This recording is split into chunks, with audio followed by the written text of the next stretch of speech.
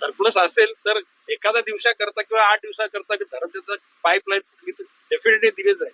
आम्ही आमच्या लोकांना सांगू तर 8 दिवस जरा थोडं पाणी कमी होतं, परंतु कायम स्वरूपी पाणी देत म्हणून कोणी दादागिरी करत असेल ना, त्याची दादागिरी मोडीत काढली जाईल.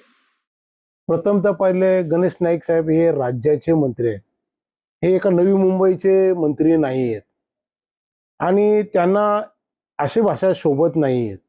आज जरी गणेश नाईक साहेब जरी बोलत असले का हा नवी मुंबईचाच डॅम आहे, हा मोरबा डॅम ज्यावेळी सिडकोचा डॅम होता आणि सिडकोने नवी मुंबईकडे दिलं त्यावेळी नवी मुंबईच्या ह्याच्यामध्ये खारघर, कांबोटा, तलोजा हा भाग सुद्धा येत होतं आणि याची डेव्हलपमेंट चार्ज घेतल्यामुळे आम्ही हक्काने त्यांच्याकडनं पाणी मागतोय आणि हक्काने मागत असताना मी स्वतः न्यायालयात मुंबई हायकोर्टात याचिका दाखल केलेली आहे आणि ही 15 तारखेला दूध का दूध आणि पाणी का पाणी होणारच आहे न्यायालयात असल्यामुळे आणि मी ही लढाई न्यायालयात लढतोय.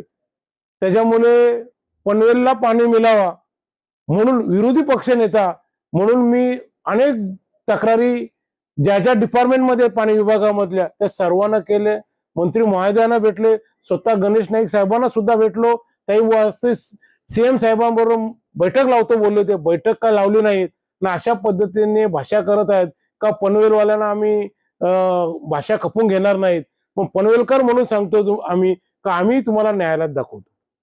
तर पाहायला गेलं तर जे आम्ही न्यूज बनवले त्यामध्ये टीका करत आहेत की वास्तविक पाहिलं तर मोरबा डॅम हा सिडकोनी घेतलेला होतं. कशासाठी का सिडको एरिया डेव्हलपमेंट होणार आहे, त्या डेव्हलपमेंटला पाणी पुरवण्यासाठी. आणि कालांतराने 2016 मध्ये पनवेल महानगरपालिका झाली.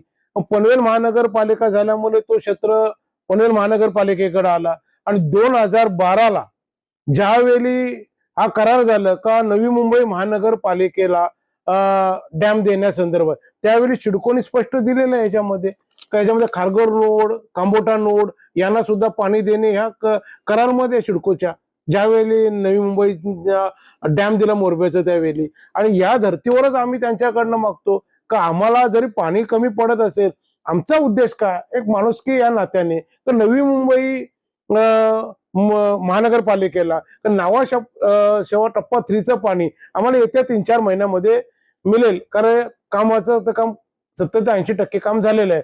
तोपर्यंत जर लोकांच्या पाण्याची समस्या सुटली पाहिजे म्हणून आम्हाला त्यांनी विनंती करतो.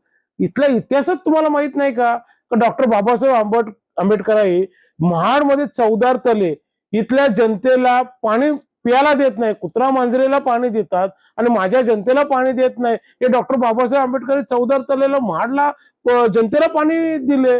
पाण्यासारखी गोष्ट मागतो आम्ही आणि जाणून नाईक साहेब असे कुठे भाषा वापरत असतील ती शोभनीय नाही.